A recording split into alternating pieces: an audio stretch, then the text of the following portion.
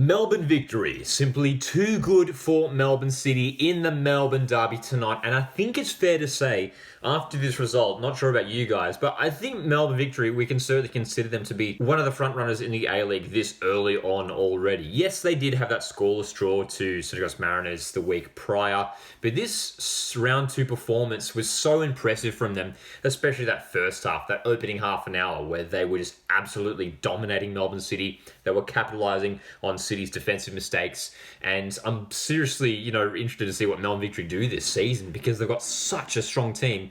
And, there's still a few players sort of coming back into the side. Zani wasn't really featuring in this match. He came off the bench. He was out with suspension last week. Fornaroli wasn't even involved in this game. So this is a really, really exciting squad that Melbourne Victory have and could be capable of winning their first championship since way back in 2018. Look, the lineups for this game, obviously a couple of big outs with those suspensions. Roderick Miranda picked up a red card last week, so he was out. Josh Rawlins came in centre defence for Melbourne Victory. And that big call to drop Fornaroli, who did start last week against Mariners and missed that penalty. You wonder whether maybe that was a factor. I don't think so. Fornaroli didn't have a bad game last week, but Virgos, came into the team and had a fantastic game in the end. For Melbourne City, they did make that one change as well. Truan coming into midfield to fill that void left by the suspended Jego, and that meant Ferreira came into the centre of defence as well. So a key change there for Melbourne City, and that certainly affected things for them. There was sort of a different setup in regards to, when they were without the ball defending. And Melbourne Victory, that absolutely exploited the spaces that Melbourne City left for them in that opening half an hour. Just absolutely incredible the way that Victory were driving forward with such pace, such precision as well. It took them just 5 minutes for Nishan Veluplay to get on the score sheet. An incredible finish. And that through ball as well from Nikos Virgos, who, has already showed some great signs. Scored a few goals in the Australia Cup. And now starting in this Melbourne Derby. I think it feels like now after this performance, Nikos Virgos may well have that starting striker position locked down in that Melbourne Victory setup.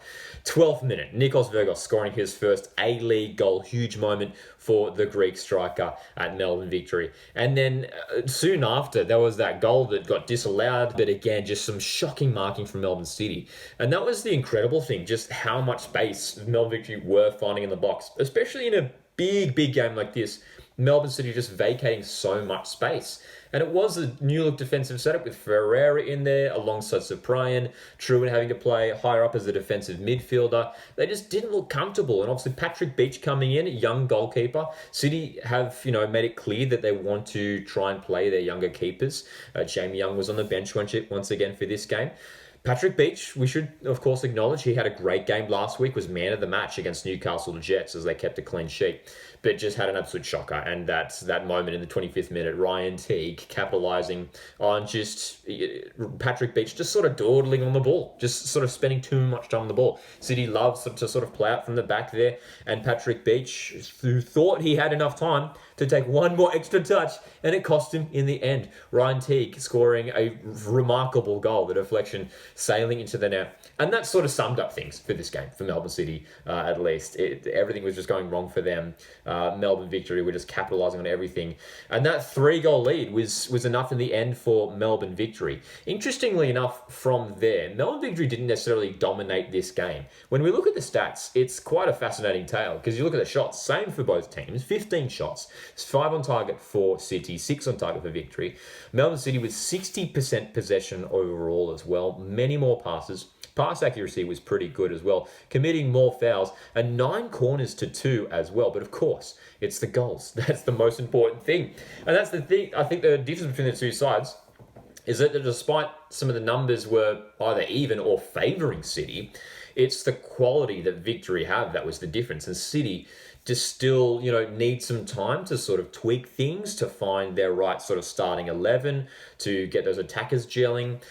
Yes, we should acknowledge that City are missing the likes of Max Caputo, who's out with a broken leg, Matt Leckie, who we thought maybe was going to return for this game, was not involved at all. So still missing a few key players there. Andrew Naboot up the top through the middle. Look, he got a goal back for Melbourne City after a poor mistake from Jack Duncan, who overall had a good game for Melbourne Victory. Look, whether he's the right guy going forward through the middle for Melbourne Victory, could Marco Tilio work in that central role? I still think Aurelio Vidmar's trying to find that right setup going forward.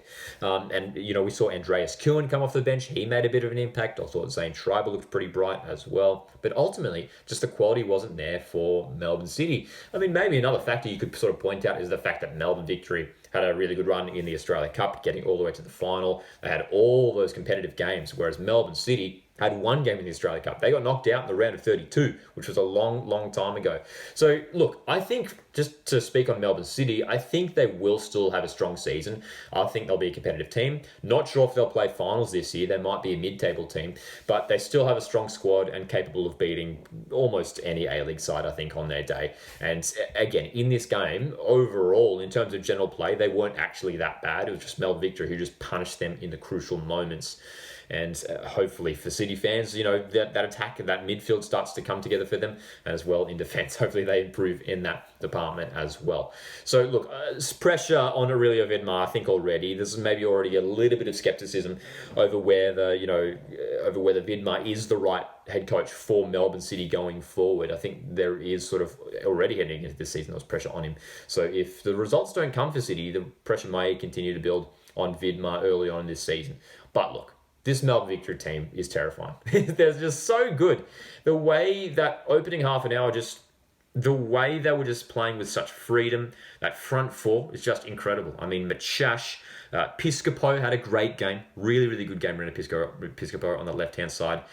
Socceroo Nishan for Lupulai on the right was playing with a huge amount of confidence, and obviously Virgos up top. I tell you what, that might be the front four going forward for Melbourne Victory. Again, I know we're talking about Fornaroli, even Arzani, who came off the bench in this game.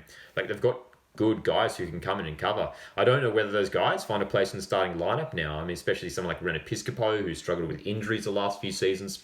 He could be set for a big, big campaign where he takes this game to that next level. He's another one of those guys, sort of similar to Arzani last year, who, we knew had the technical ability and the talent, just we hadn't quite seen it yet. So there could be a big campaign coming up for someone like Rena Piscopo at Melbourne Victory. But look, this team, I think if they keep performing like this, if they can keep this up, there's no reason why they can't be premiers this season. Seriously, Melbourne Victory, if they perform like this week in, week out, they could cruise past just about every team in the A-League. And Patrick Isnorbo is settling in really, really well there at Melbourne Victory. Got them playing some beautiful football. And again, just want to reiterate the depth that they have. That was the ultimate thing as well. You look at the benches and some of the names on Victory's bench, the likes of Traore, Jean Rees, Bruno Fornaroli, Daniel Arzani, so many guys who can come in and cover. So even if they do have a few key injuries, they have some quality players to come in and replace those guys. A terrifying team, a fantastic team to watch, Melbourne Victory. If you're a Victory fan, I think you should be excited about this season under head coach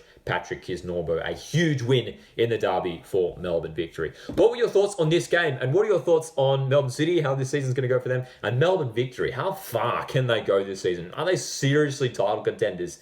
Let me know your thoughts in the comments. Thanks so much for tuning in. My name's Lockie. This is Coastwood Football. Hit the like button on the way out, and I'll see you in the next one.